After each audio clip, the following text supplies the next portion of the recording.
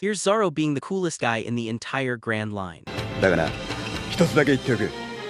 俺は自分の And here's Zoro being an absolute menace to society. まずはこっちの頭を Today we're going after someone who I genuinely think is worse. And I know that sounds crazy. Luffy punched a celestial dragon, but hear me out. Zoro has one solution to every single problem he has ever faced in his entire life. And that solution is to cut it. Someone in his way, cut them. Building in his way, cut it. Mountain, cut the mountain. The man has never once in his life considered a non-sword-based option for anything. And the legal system is going to have a lot to say about that. So court is officially back in session. Let's figure out exactly how long Roronoa Zoro would spend behind bars. Spoiler, his great-great-grandchildren would still be serving the sentence, with time off for good behavior.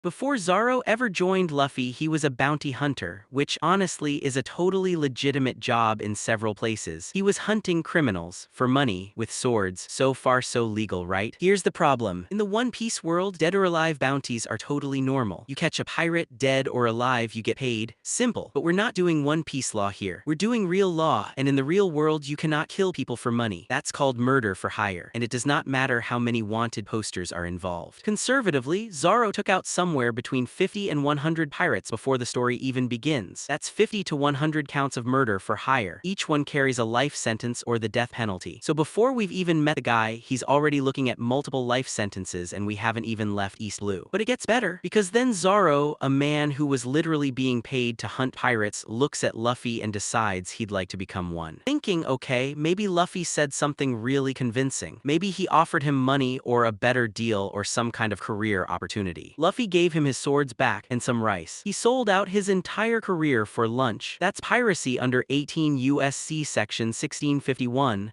life imprisonment on top of everything else. So before the first arc is even over, we're already sitting at 2 or 3 life sentences and somewhere between 50 and 100 murder charges. Incredible start, Zoro, really setting the tone.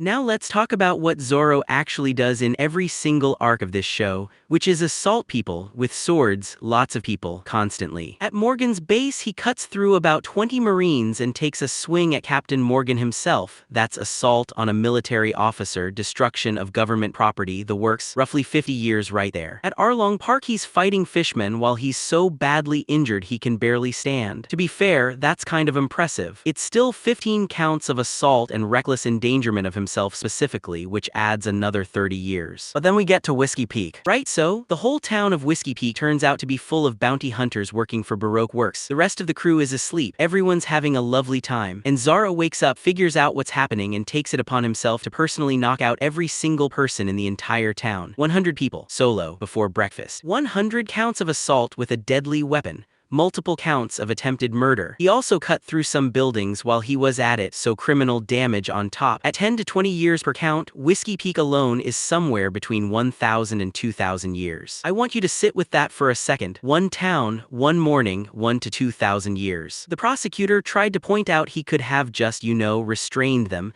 and honestly, she has a point. But Zoro's only got 3 swords, so what do you want from him? We're already past 1,200 years, and we haven't even hit anything that legally qualifies as a war crime yet. The world government flag gets shot off the tower. Right, this is where things get seriously bad for Zoro, because up until now he's just been a violent guy with too many swords, but Enies Lobby is where he crosses into actual terrorism. And I don't mean that loosely. Under 18 USC section 2331, terrorism is an armed attack on a government facility carried out to achieve a political objective. The Straw Hats invade a world government judicial installation with weapons specifically to free Nico Robin. That's the textbook definition. Death penalty or life, no question. Now, within Enies Lobby, Zoro personally fights his way through over 2,000 government soldiers. Every single one of those engagements is a separate count of assault on a federal officer. 20 years per count, times 2,000. That's 40,000 years just from the fighting, just him, just this one arc. And then he cuts through the Tower of Justice. I'm not making that up. he cuts through the tower, 2 to 300 million in property damage. Oh, and then there's this moment. Zoro's Enies Lobby quote appears on screen. He looks at his crewmates and says, and I quote, that he came here fully intending to do this, on purpose, in front of witnesses. His own lawyer tried to frame it as loyalty. The judge pointed out that he just delivered a legally admissible confession of conspiracy in the form of a motivational quote in front of a crowd. I mean respect, but also 40,000 years, mate. Enies Lobby total death penalty eligible, multiple life sentences, 40,000 years, 300 million in damages, and we're only at episode 312.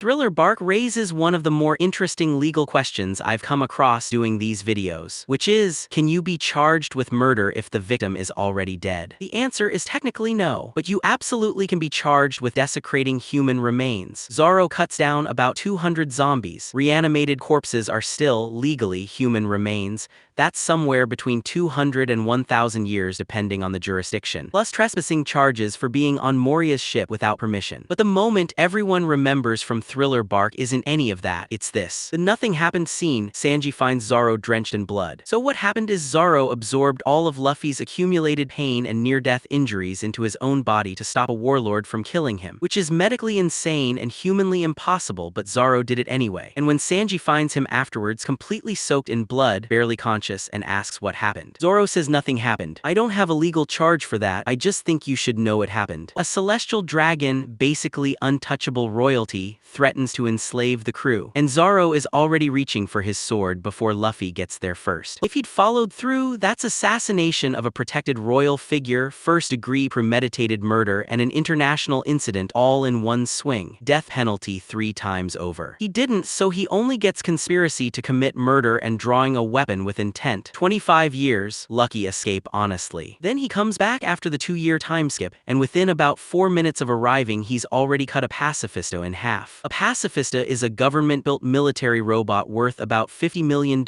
He cuts it like it's nothing. 30 more years, 50 million in restitution. Dressrosa has Zoro doing a few different things. He participates in an underground illegal fighting ring, 5 years. He assaults dozens of people with 3 swords simultaneously, add another 100 years. He joins a conspiracy to overthrow a sitting government, that's life. But the moment everyone remembers is the Pika fight. The crowd watching, Pika merged into the stone colossus. So Pika has merged his body with an enormous stone statue, basically a national monument at this point. The entire population of Dressrosa is watching, and Zoro, launched through the air by a pirate admiral named Orlumbus, just cuts through the whole thing. Pika, the statue, all of it, in midair, while the crowd watches from below with their mouths open. That right there is destruction of a cultural monument, civilian endangerment from falling debris, creating a geological hazard, and attempted murder of the guy inside. Property damage estimate $2 to $5 billion. The prosecutor said that was a national monument. Zoro said it was in his way. The judge's gavel broke. Dressrosa total, 1 life sentence, 200+ years, 5 billion in damages. Wano is where it genuinely gets serious. Armed rebellion against a sitting government, that's treason, death penalty. He kills a magistrate in the flower capital, government official, so that's life or 50 years on top. He fights hundreds of beast pirates during the raid, another 500 years in assault counts alone. Then he scars Kaido. Kaido is a head of state. Zoro permanently scars him. That's assault on a sitting leader, attempted assassination, and causing permanent disfigurement on the body of a sovereign ruler. Death penalty or life plus 50 years, take your pick. And then, and I love this, he's walking around with Enma, which is a national historical treasure of Wano that technically cannot be transferred by private citizens. He got it from Hiyori, who gave it to him very sweetly, but legally had no right to do that. He doesn't care, it's a good sword. Wano total, 3 death penalties, 3 life sentences, 700+ years, 1 billion in damages. Alright, let's add it all up. Death penalty eligible offenses 8 to 10, murder for hire, terrorism, treason, attempted assassination of royalty, scarring an emperor. Life sentences 6 to 8 running consecutively. Additional prison time 45 to 50,000 years. The bulk of it is just the assault charges, 2,000+ individual opponents at 20 years each gets you to 40,000 before you've counted anything else. Financial damages $8 to $10 billion. Total charges filed over 300 347. The prosecution stopped counting at 347 and asked for a recess. The judge allowed it. And just for context, here's how Zoro compares to his crewmates. Luffy about 3,000 years, 20 billion in damages. Zoro 50,000 years, 10 billion in damages. Zoro has more prison time than Luffy, not because he causes more chaos, but because Zoro cuts people. Every fight is assault with a deadly weapon, 3 of them, and the math adds up faster than you'd think. Roronoa Zoro would be spending a very long time away from the rest of society. At least 50,000 years behind bars with somewhere around $10 billion